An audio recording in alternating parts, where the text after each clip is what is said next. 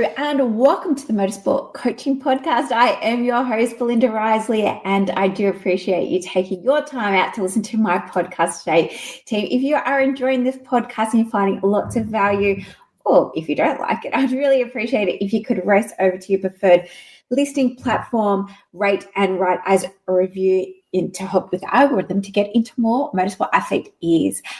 There is a monthly draw and it gets drawn on the fourth week of every month, and it's also advertised on our social media. So I'd really appreciate it if you could rate and leave us a review. Team, today we have a special guest, Jaden Hamilton, a promising young motorsport athlete making waves both on and off the track. Jaden joins us to share his journey from rental karts to aspiring F1 races, emphasizing the critical role of social media in building his brand, overcoming sponsorship challenges, and using his platform for meaningful causes like racing against bullying.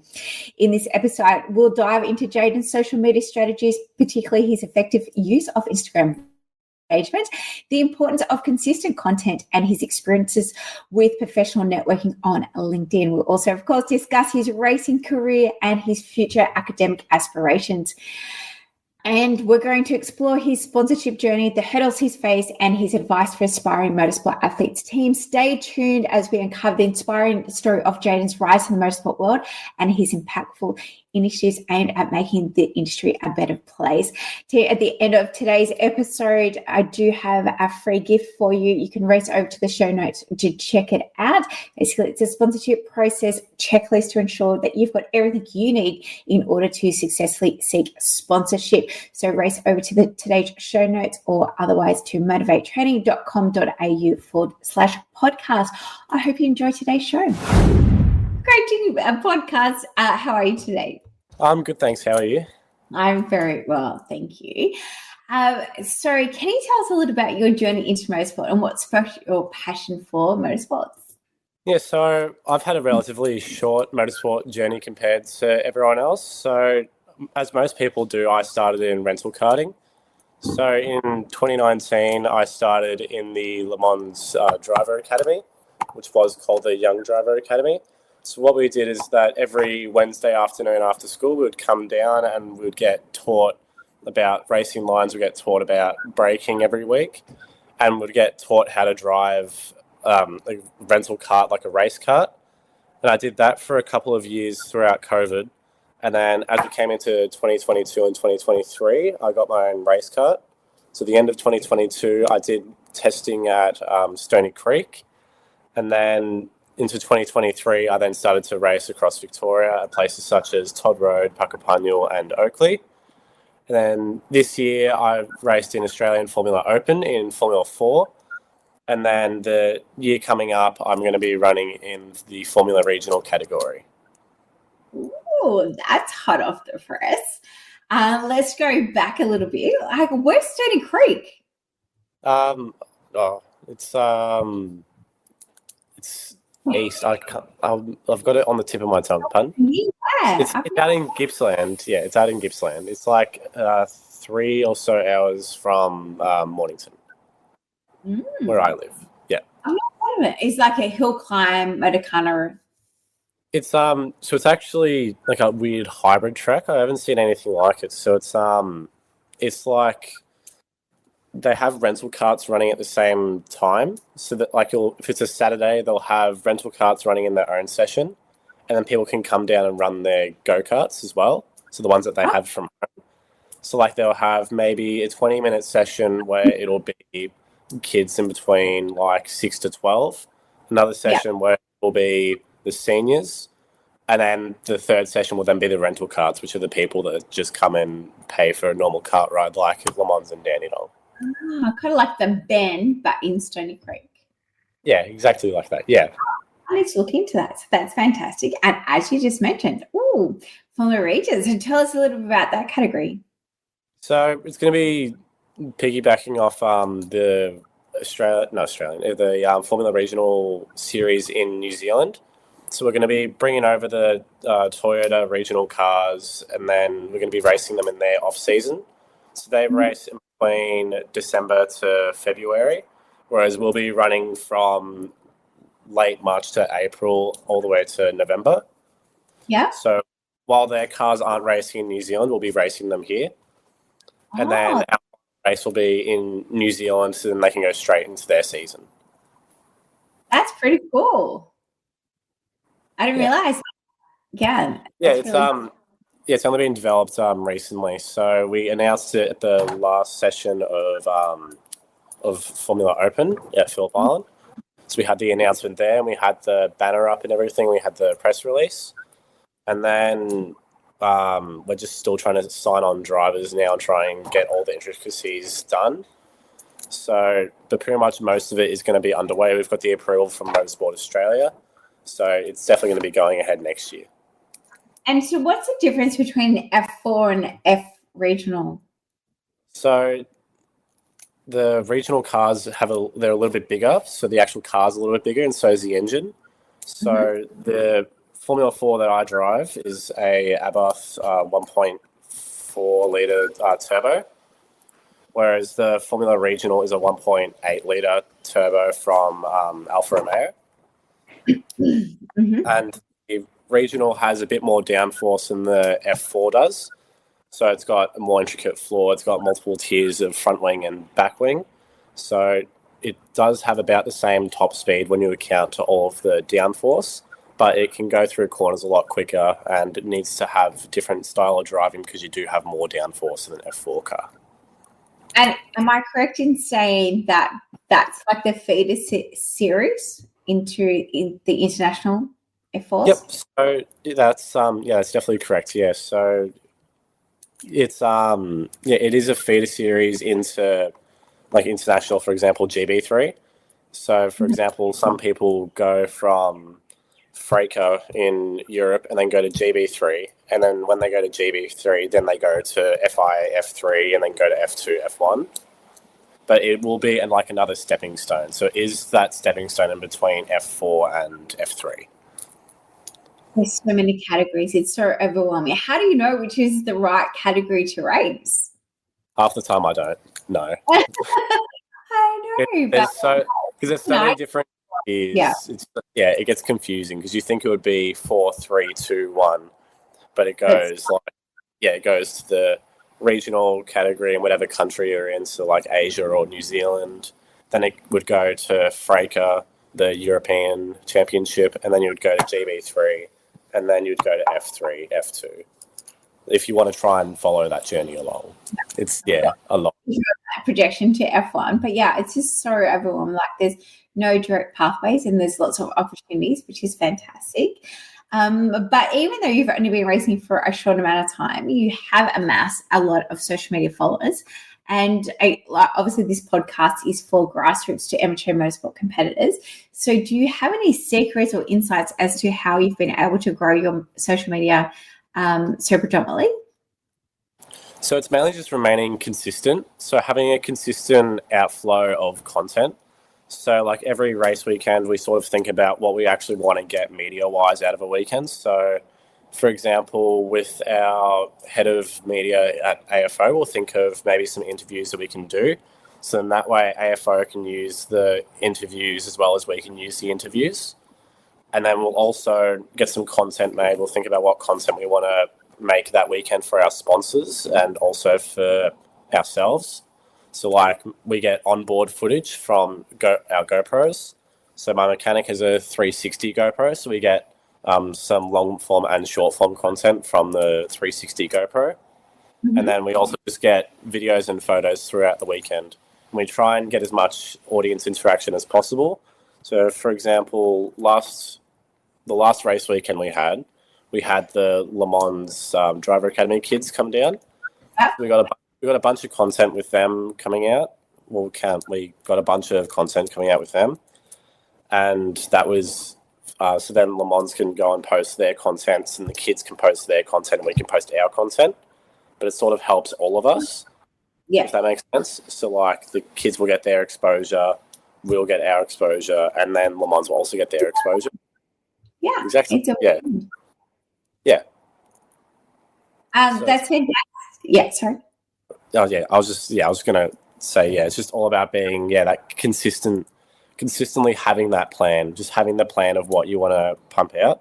because then if you do have everything, like especially in like reel format as well on Instagram, if you have reels pumping out, you get a bunch more followers getting traction, because that's like the main thing that people do is they just go and start scrolling. And so instead of having just posting content, you have real content as well. And so what kind of content do you post from the reels?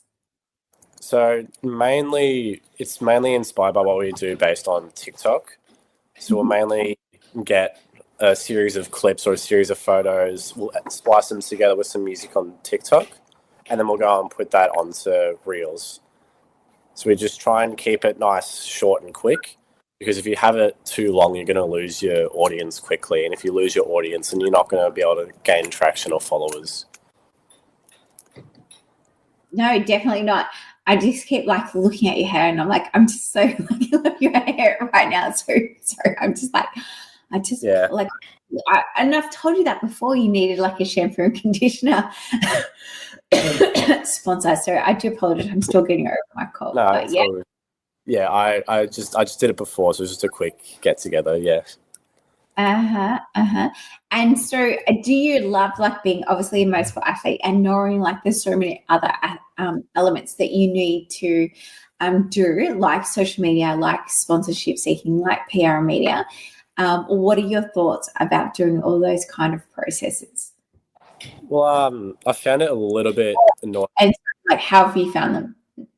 So, well, I found them a little bit annoying at first, to be completely honest, like having to get PR trained and everything. So having to learn about how to actually take interviews and what sort of things I have to think about while I'm preparing for an interview, just on the media side of things.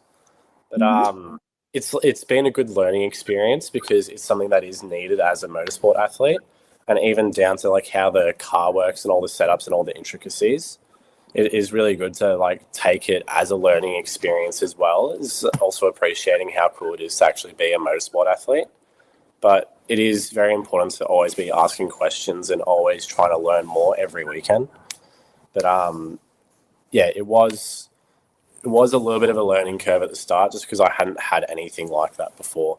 It was all pretty new to me, so having to try and learn it from scratch was a little bit difficult. But I got there in the end, and I reckon I've done pretty well to improve this year. Of course, because you were talking to me. Yeah. Feel free to like plug me, but that's okay. No, so your social media platforms are Instagram and LinkedIn. Tell us, how have you gone about setting up those two platforms, and what like do you do different content on each of those platforms? Obviously, like one's more social, one's more business. And again, for those that are looking to progress their career, what kind of content have you been providing on each of those platforms? Well, on Instagram, I try and think of it more as the way to connect to the audience. So the way that you actually gain and build your audience, that's the one that's mainly your public image. That's the one that you want everyone to be seeing you as. It's the one you want your best self to be. So mainly like for example, my racing side will mainly be my public image. That's what I want the general public to see, and then also seeing who I am as a person. And then LinkedIn is mainly more the business side of it. So that's where I'll show them that I'm a bit more than just a racer, like what I can actually offer as a person and also as a partner. Because, we've got a few connections through LinkedIn. Like, for example, one of the ones that we've got recently is that I'm helping Queensland. What's the university again? This is just Queensland University. So the Queensland University of Technology. So they've reached out to me and they've asked me to help them with the study of the importance of simulators. So in motorsport specifically. So like how important it is to test cars and how important it is to actually build the skill for a track. So we've got that meeting coming up soon, but that's going to be based on like how, like, is it actually does it help me with my racing? Does it help me with my lap times? Or does it help me with preparation for each weekend? So we're going to be, when it comes to more professional things like that, that's where LinkedIn helps a lot. But when it comes to actually connecting with my audience, that's where Instagram is the main one that I like to go to. Sorry. And so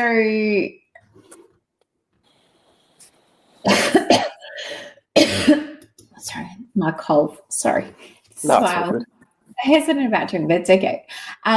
Yeah, so that's fantastic. So, like, yeah, with the LinkedIn and Instagram, they're very different platforms. So it's fantastic that your content is very different across both of those platforms.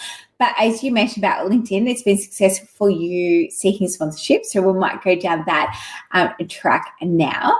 How's it been, like, again, from your journey's perspective? Like you said, you haven't, like, literally been born or bred into motorsport, and you came to motorsports in a later age, but you have been able to identify some different benefits that you can offer sponsors. What has the sponsorship seeking process been like since you've come into the world of motorsport industry? Well, in the beginning, Dad did most of the research and the initial contact with the sponsors. So he started out with like associated, like companies that are associated with cars and motorsports specifically. So like one of the first ones that we went to was Let's Go, because they're associated with cars such as their RVs and then also their caravans. So we went to companies that are related in the field in some way. And then we also went to local businesses and local companies as well. So just any that we have sort of any ties in with, because then we have an advantage over companies we've had no other prior contact to. And then, sorry, I'm just reading the notes. It's okay. And then, yeah, some of the other ones that we went to is that any that we had prior connections to, so any that Dad had been associated with by working with for a few years. So I believe that most people would have like maybe their dad or something would be running a business. And if they are running a business, then they'd be able to have some sort of connection. And then with those connections, then they can actually get some sponsorships, especially if they have a long living business. So, for example, Dad does real estate. So we've got multiple ties into like lawyers and conveyancers. So those two of those are sponsors that we have that were through connections from Dad's work. Mm-hmm. So for people that are trying to look for sponsorship, any type of connection that you have would give you a big advantage for any form of sponsorship, whether that be a financial sponsor or just a supportive sponsor. Fantastic. And yeah, you just mentioned about trying to tap into a new market. What has been some of the challenges that if you've come up against? Are sponsors like looking for race achievements? Are they looking for you tell me, what are some of the challenges? Well, the challenges, like as you were saying, your race achievements. So if you are starting off pretty green, then you've obviously got no real history. So if you've got no real history, they sort of just see you coming in asking for money. But one of the main issues that we had is that it's like some of them would say yes, and then would get ghosted immediately after. So we would send out our package, and they would go, yes, we're on board, we want to help you out.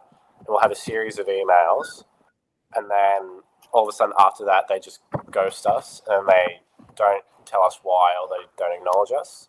We've had a couple that have written back a while after saying that it doesn't work with their brand or it's not in their budget. Well, after consideration, it's not in their budget. But whilst we couldn't get them on board, we take it as a learning opportunity. So, for example, with one of our sponsors that we had locked in at the start of the year, when we were going down the Toyota 86 route, we had them locked in. They were going to support us this year as a major sponsor. So as soon as we chose to go into the Formula 4 route and the open wheeler route, we lost their interest immediately. So then we lost one of our biggest sponsors that we had locked in for this year. And that was just because of the route that we were taking, which we later learned that it was because V8 supercars is a lot bigger in Australia than open wheelers. So they tend to look more favourably at a series such as Toyota 86, which feeds into V8 supercars. So there is a little bit of sort of a political sense, if that makes sense at all, saying that one route is considered a lot better than another route. So when it came to seeking sponsorship, as you just mentioned, that a lot of teams had that brand awareness more with supercars than with an open wheeler. So what made you, as an amateur motorsport athlete, still to decide to go down the F4 route? That was just down to passion. So I just prefer the way that open wheelers go. I just prefer how they drive it, like down to the driving style and down to how everything works. I just preferred open wheelers a lot more than the tin top route, especially considering that when I started off, I did have a lot of trouble with the clutch and stuff as well. So that did play a factor into me choosing the F4 route, because that's a sequential gearbox, which I found a lot easier to get used to quickly, and it's a lot less to worry about while I'm driving. But it was mainly down to passion and how I actually liked to drive in the cars. Yeah, and so as I said, like we'll just go back to social media. Like you've had such a massive growth inside of that, and we spoke about having consistent postings. And is that the same with like your sponsorship seeking? Is that just the thing? Like, I guess my question is, how many times a week or how much time off track are you committing to that development side of things? Well, we have to remain consistent. So we try and do it every week. We send it out to different potential sponsors. Some of them that have already said no, we still send them out anyway to try and see if they will take interest at some point. But we do try and stay consistent. We don't just send one out at the start of the year or at the start of the month and then that's it. We try and keep it going, try and keep that connection alive, because then it looks better with the potential sponsors that way, instead of just going once and as soon as they say no, then we back off. Just keep on trying to push and trying to get them to collaborate with us. Yeah, and to nurture them, that's correct, into believing in your product and coming on board. Yeah. So, Jaden, one of the fantastic things you've done in 2024 is you've got on board with the Race Against Bullying campaign. Can you tell us a little bit more about that and like why you chose that initiative? Well, so when I first started cars this year, Dad warned me that we were probably going to get a bit of backlash for it because I only had 1 year of racing go-karts under my belt. So when we started, I got a bit of backlash from people saying, like, you haven't been racing long enough to be in a race car, you're not ready, you're not good enough. And I had that for a while. And then when I went and talked to other people about it, a lot worse came up about bullying, and people had experienced a lot worse than what I had. So it was a bit of an icebreaker. So then when people started to talk about it, I realized how bad it actually was in the motorsport world. So I had inspiration from a British go-karter named Thomas Potter. Yeah. So what he did is that he put a little strip on the front of his go-kart, where he got other people to sign it.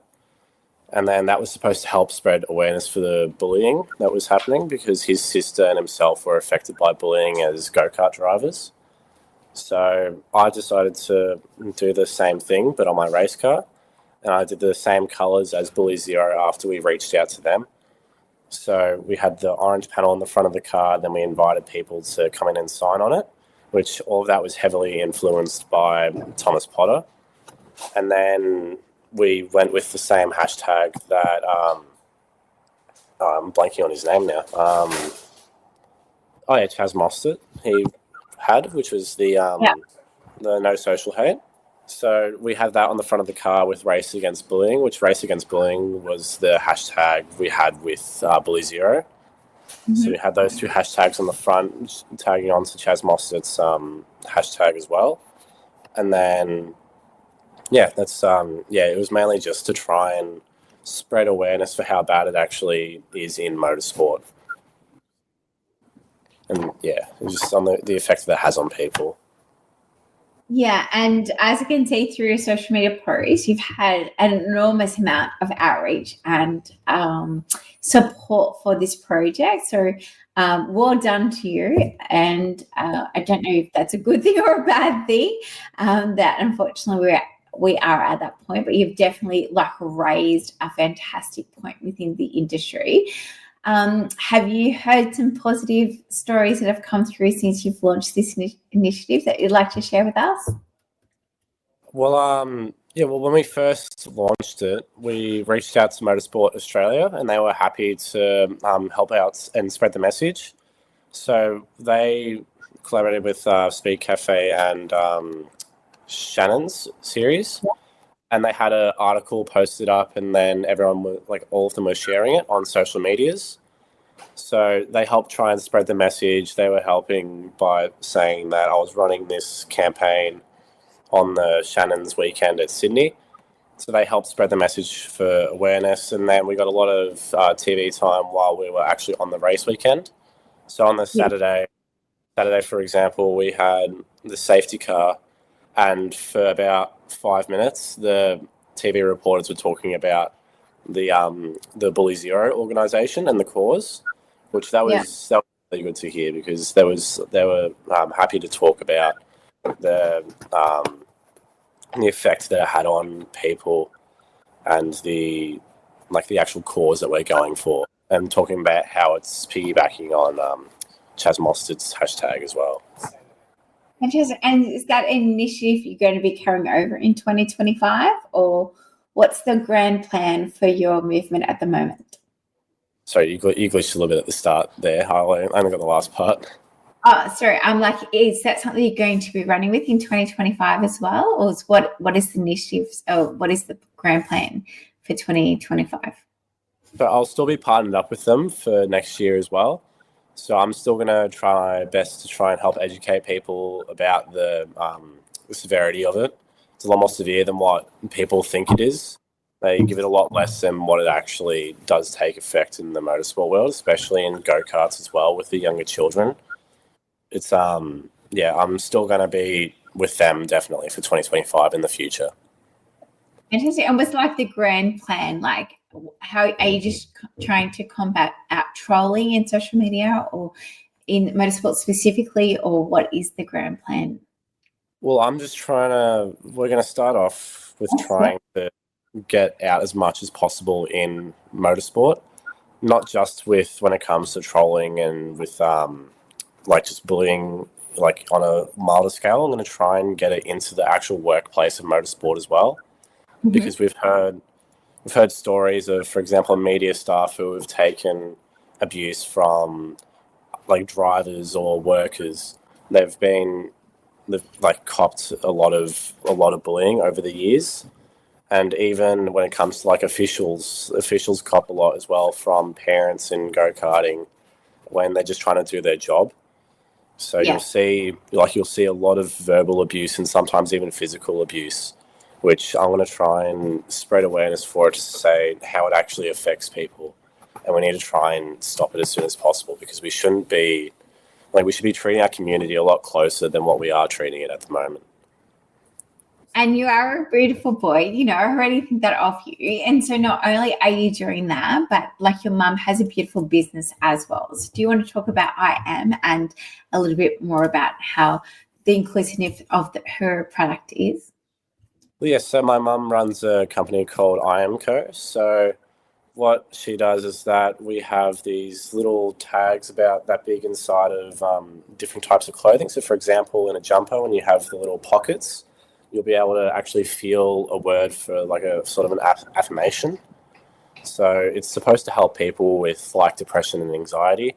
So if they're ever feeling self-doubt, or they're feeling really down, then we've got little patches that they can feel and read the affirmations on, instead of having to look up at it and read it. We thought that you can actually feel it, and it means a lot more, because normally when people are anxious or they're sad or something, they tend to be a little bit more closed and a little bit fidgety. Mm-hmm. So when they are fidgety, they'll fidget with that, and they'll sort of feel a lot better about themselves, because then they're actually feeling the message on themselves, instead of having to actually look out for it themselves. They can do it while they're talking to somebody. Yeah, so it just gives them that sense of easiness, I guess, is the right word. Yeah, it makes them feel a lot better, yeah. Yeah, and so what kind of products does Mum offer? So at the moment, we're offering hoodies, shirts. We were looking to get into pants, also jackets as well. So we've done mainly like all of my race gears through my mum. Well, when I say race gear, I mean like my apparel. So not my Right. race stuff, but I mean like my jackets and shirts. That's all Yeah. through my mum. So we've done sporting shirts and stuff as well with all the same messaging on it, except there we've got it all on the sleeves. So on the sleeves, actually, I don't know if I've got it on this one, but normally underneath the sleeve, it would say like I'm fearless, I am worthy. It'll say like anything to give someone self empowerment and make them feel a lot better about themselves. Yeah, it's beautiful, like little affirmations. And all of I Am Corey's details will be in today's show notes. So if you're interested in finding out for your own sports apparel or even just for something for yourself, make sure you race over to check out today's show notes to learn more about I Am Corey. But Jay, not only are you combating bullying, not only are you doing sensory, not only are you trying to progress your own career, but you are also mentoring students at Le Mans. So can you tell us a little about that? And yeah, what's your grand plans going forward? Well, it's I'm just trying to help people get into the motorsporting world because it's a little bit blinding. There's not an exact path on how to actually get into it and how to stay in it. It's always just a little bit daunting because you enter it and you get given a bunch of price tags and that's all you're ever given. You're not actually given a proper pathway to actually go up through motorsport. So what I'm going to try and do is I'm going to try and give kids a pathway into motorsport to say, all right, if you want to go here, here's what you can do. And if you want to go over here, you can do this. Here's how you can help fund it. And the first step on that is being able to teach kids how to actually like drive first. Because, as I said, my first step was rental carts. So that's what a lot of kids' first step is going to be is rental carts. So by starting at the very start, I can actually experience everything and actually build up my confidence to then help build that path along the way. So then we can get more kids into motorsports, but then we can get more people getting involved. And not just as drivers as well. We can get people in for media. We can get people in for flag marshalling and volunteering. Also work experience or actually working as a mechanic. Like I've got all those connections. I've got all that experience that I can go and help kids with because I have done the work experience myself. I have done the flag marshalling myself. I've done a little bit of the media. I've done pretty much everything. I've got a long list of stuff I can help kids with. And I've already had kids, like one of the kids actually flag marshaled at Phillip Island when I was racing. And he did that because when I came in for my first week of teaching, I was saying the multiple pathways that he can do.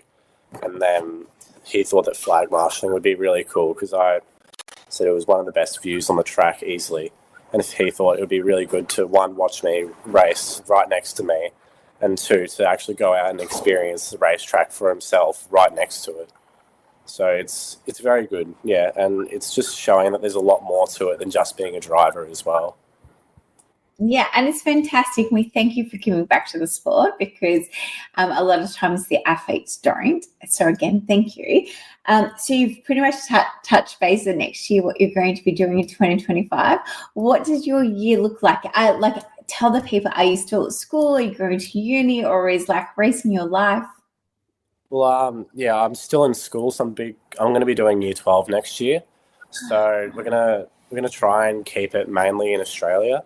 So as I said earlier, the last round is in New Zealand, but that'll be after my exams. But we're gonna try and keep everything as much as possible as local as possible. So racing is still going to be the number. Well, it's going to be the number two. School's going to be the number one, and racing will be the number two. So I've still got to work on school as well because I do want to go to uni in 2026. I want to go down and do mechanical engineering because my fallback plan is that if racing doesn't become a possibility, then I do want to fall back into mechanical engineering and become a mechanic and still work on the car as well. I want to just be involved in the motorsport still. Fantastic. I love it. And again, thank you for all that you're doing, not only for mentoring, Mum's business, for Sensory, and for you with the Racing Against Bullying. You've been a great asset to the industry, and we're very grateful to have you. How can people follow your journey and to help build your social media accounts? So pretty much all of my social media accounts are now consistent. So last time I did struggle a little bit to give you the Instagram handle. So we've done it all consistently this time. So pretty much everything like Facebook, Instagram, and TikTok is all Jaden Hamilton, one word, .43. That will be everything. And then if you want to learn more about Bully Zero, you can go to bullyzero.org.au. They're currently updating the website at the moment, so the Race Against Bullying part of the page is under maintenance at the moment. But if you want to look at more information about bullying and what you can do to learn the resources about it, then you can go to bullyzero.org.au. And is Mum's website up and running as yet? Nah, not yet, no. Okay, no worries. But I will put in her details into the today's show notes. So you can definitely, they've got a product brochure that you can get sent out and learn more about it. Again, thinking about your demographic that you're trying to market to.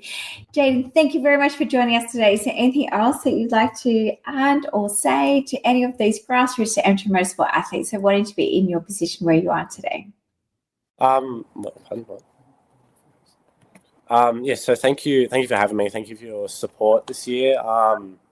So I just want to say, if you're too scared to get started, because I know that a lot of people, especially with the bullying stuff as well and the social aspect of everything, if you're scared of being the worst, just know that you can't be the best if you weren't the worst at it. You always have to start off being the worst to become the best. Oh, I can feel that fire and that determination in that little speech right there, right then. And I love it. And I think that has got your fire in your belly ready to go for 2025. So can't wait to follow your journey and be a part of it. So again, thank you for your time. And let's get on again in another 12 months and see what's happening in 2025. Yep. Thanks for having me again. All right. Bye. Bye.